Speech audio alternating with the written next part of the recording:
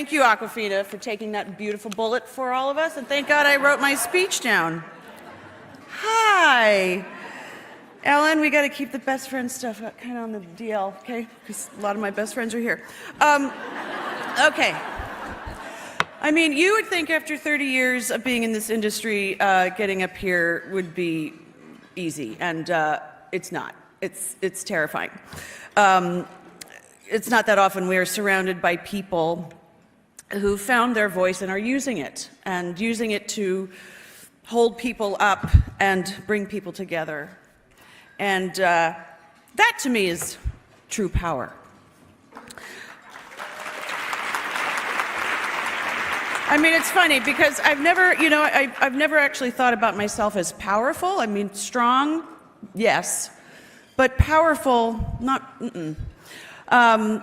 It's a distinction I've actually been thinking a lot about lately because the word power and its counterpart, abuse of power, keeps coming up in light of what is happening in our country, in our industry. A rebalancing of the scales, I guess you could say, and I've been thinking about my own relationship with that word, with the word power, which got me thinking about my early associations with my own sense of power, something I believe comes from using our voice.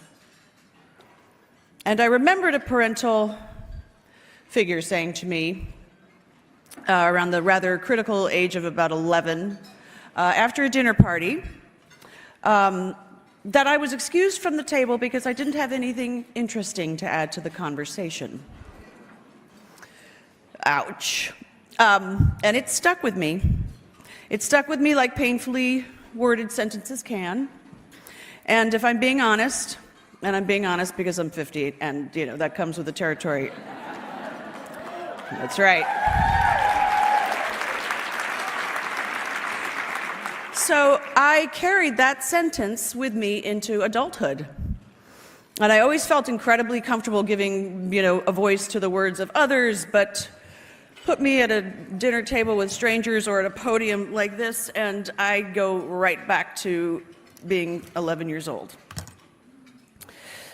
The last 2 years has made me think a lot about the messages that we send young kids, little girls especially, how the things that we say and do can either build them up or it can tear them down and make them feel like maybe their voices don't matter.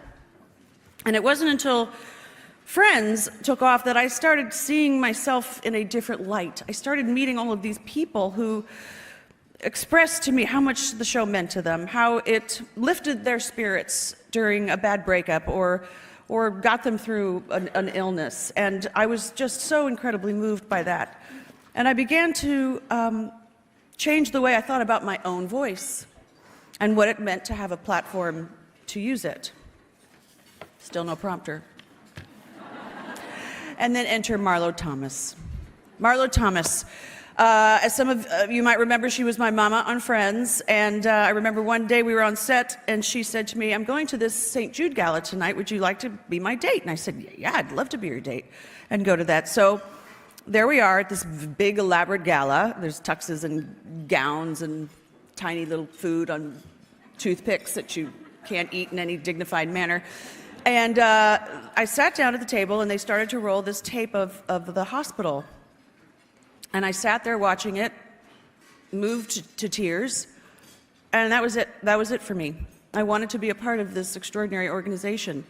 And that was 25 years ago, and I am very honored to be a part of St. Jude. And I've been in love with them ever since.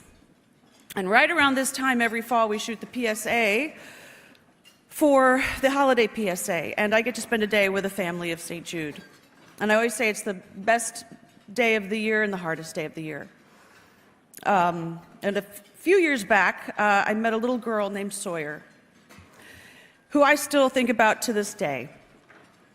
She was 7 at the time, and I remember she had this pink little dress on and these big angelic eyeballs.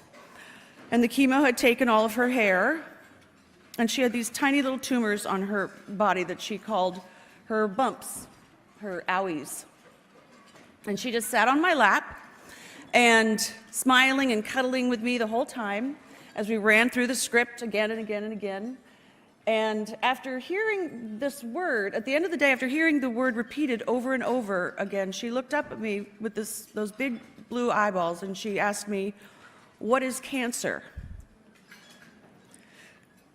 And I just looked at her and I was like, oh God, I'm not equipped to answer this question. Birds and the bees, oh, you're too young for that. But so I never, sorry.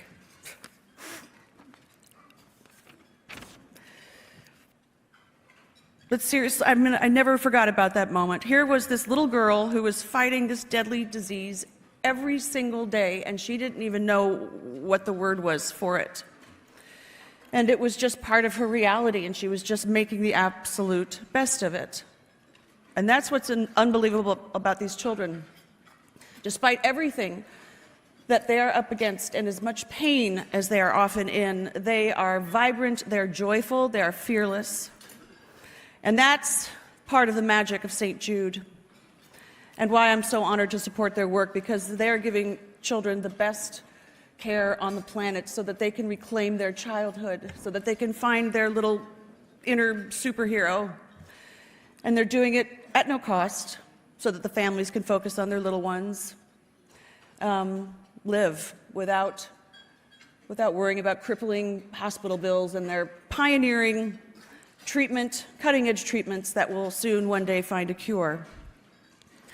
And that is what every child deserves to know, that they are seen, that they are powerful, and they are loved, and that they deserve a seat at the table, and that anything they have to say or any question they have to ask is of value, even if we don't have all the answers for it. So thank you very much for recognizing the work of this remarkable organization and for celebrating the power in each and every one of us. Thank you.